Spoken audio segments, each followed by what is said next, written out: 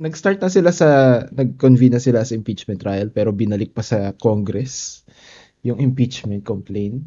Dribble tapos pinasa. Pinasa, yun nga, sabi nga ni, diba? Hindi mo alam kung tanga or nagtatanga-tangahan lang sila sa mga ginagawa nila doon. Na kunyari, hindi alam. Alam naman nila yun yung process ng impeachment, yung rules. Imposibleng hindi nila alam.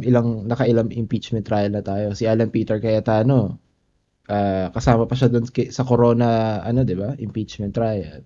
Grabe, nagpadala sila doon kay Bato kasi nag-motion ng dismissal. Kinambyo ni Alan Peter Cayetano na i-remand na lang, meaning ibalik sa Congress para i-make sure na lahat tama daw, constitutional daw yung process na ginawa dun sa Congress bago ipasa yung impeachment.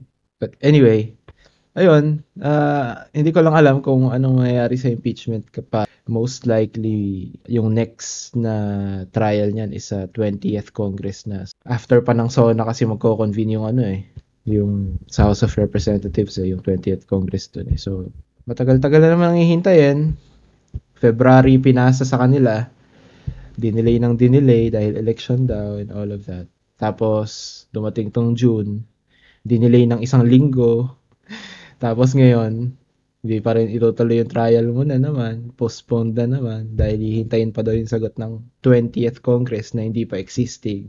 So yun,